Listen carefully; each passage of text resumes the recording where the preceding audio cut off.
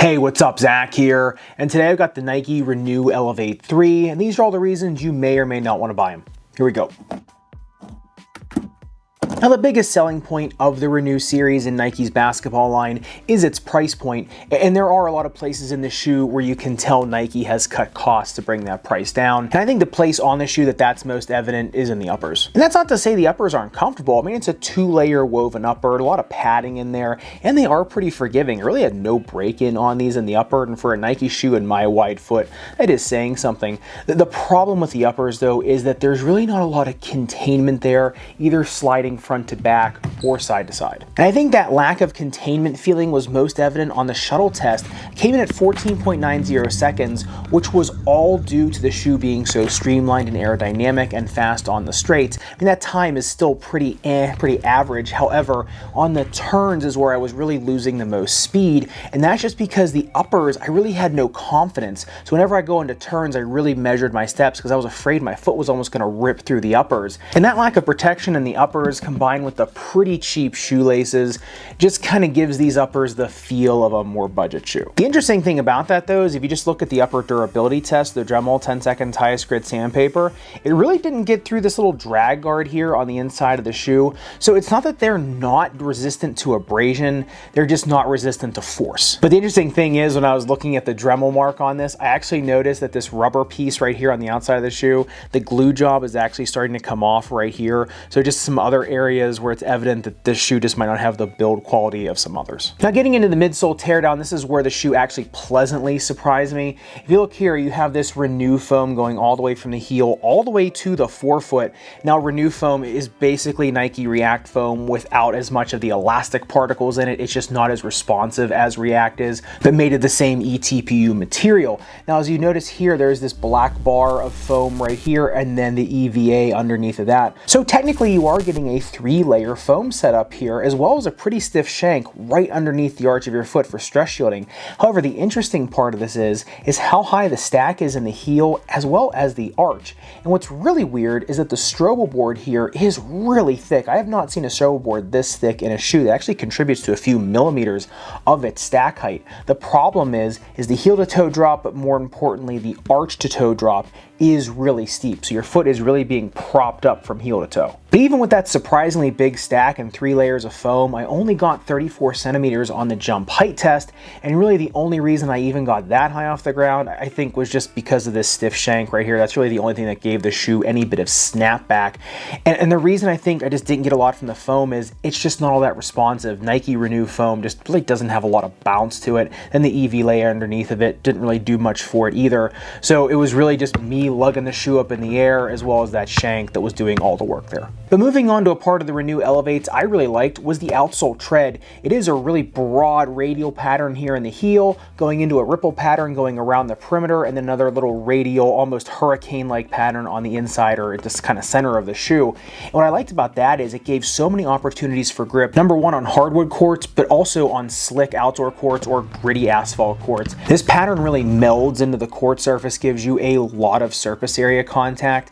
However, the problem with that is if you look at the outsole durability test, the Dremel 10 seconds highest grit sandpaper, about 1.5 millimeters of damage, maybe a little bit more on a 3 millimeter tread depth. So this rubber is just kind of soft. Even if you look at the durometer of it, it comes in at 11, which should be a medium to hard compound rubber. However, its resistance to abrasion just really isn't there. So even though this shoe will kind of meld into the court and give you tremendous grip and tremendous surface area contact, you are going to pay for that on the back end. Now, the fit of the Renews actually a little surprising because they almost have the shape of a hot dog bun. Even though they're not the most wide shoes in the forefoot, because they don't taper any, they're still gonna fit narrow, medium, and even a wide width foot. My standard size, I had minimal cramping in these. However, I'd say if you want to be safe and you're a 2E, I probably would go up that half size. However, somebody with ball of foot pain probably would avoid. However, while the shoe is new, or if you can get an orthotic in there, somebody with arch pain, more straining in their arch, because the foam is so rock hard while the shoe is new, pretty good. As that foam starts to break down, you're gonna notice a rapid decrease in support. However, for a new shoe in the budget category, surprising how much arch support they do have. The one other thing I really like about the fit of the Renew Elevate 3 is that the heel counter and ankle collar is high enough you can fit an insert in these, and because there's not a lot of tapering, that insert doesn't bulk the shoe up in the forefoot too much. So if the midsole foam is a little bit too rock hard for you, you can still throw an orthotic in there and augment them a little bit and still make them a little bit more of a comfortable shoe over the long run for you. And getting into the playability of the Renew Elevate 3s, you know, they do have some highlights. They are an incredibly shifty shoe. You really can get around yourself pretty easily. They do get out of their own way pretty well. They're not as bulky as some other models. So if you do have a little more flashy footwork, these can allow you to do that. The other thing is they're pretty fast in a straight line, especially because the rocker back here is pretty extreme. So if you are someone that really likes to bound down the court, especially if you're striking on the heel or you're just taking really long strides, these will kind of give you a little more fluid footwork in that direction.